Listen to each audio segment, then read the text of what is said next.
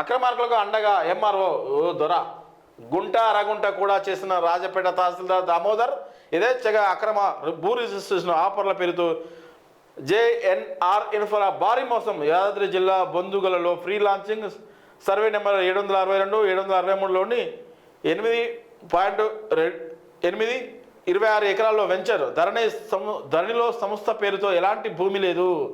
ధరణి సంస్థ పేరుతో ఎలాంటి భూమి లేదు, ఏదో బోగస్ అంతా. ఆయన ఎరా గ్రీన్ ఫామ్ ప్లాట్స్ పేరిట సేల్.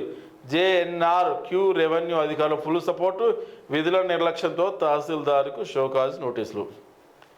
ఇగో ఈ మహానుభావుడే ఎన్నిసార్లు చేస్తారు. అందులో లేదట భూమి, లేని భూమి కూడా ప్లాట్ చేసి అమ్ముతారు.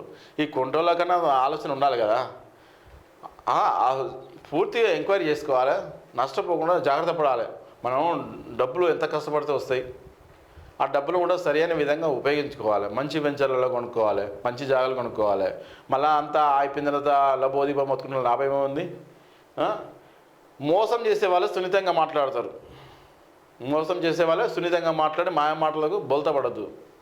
వాళ్ళు వాళ్ళకి అధికారులు ఏమంటే ఎంత సిగ్గుందా మనుషుల అధికారులు లక్షల జీతాలు వస్తాయి, కక్కుర్తి పడుతురు. అంటే వాళ్ళ డబ్బుల మీద వ్యామోహం పెరిగింది కానీ పరిపాలన మీద లేదు, సేవ చేయాలనే లేదు. గవర్నమెంట్ ఉద్యోగస్తులను సేవ చేయడానికే ఉన్నారు. ప్రజలకు జీతగాళ్ళు 100% జీతగాళ్ళని వాళ్ళు ఒప్పుకోరయ్యా. ఇప్పుడు మన ప్రజల మా ట్యాక్సులు దొడ్డగా మీద తీసుకునేది జనాల సొమ్మే కదా. జనాల సేవ చేయండి, రెస్పెక్ట్ ఇవ్వడం నేర్చుకోవాలి. ఆఫీస్కి పోతే జనాలు కూడా రెస్పెక్ట్ తగ్గిపోతుంది. రెస్పెక్ట్ ఇవ్వడం నేర్చుకోవాలి ఫస్ట్. తీసుకొచ్చి ఉద్యోగ భద్రత, విపరీతమైన ఉద్యోగ భద్రత గవర్నమెంట్ ఉద్యోగస్తులకు ఉండకూడదు. తప్పు చేస్తే డిస్మిస్ చేసి పడేయాలి.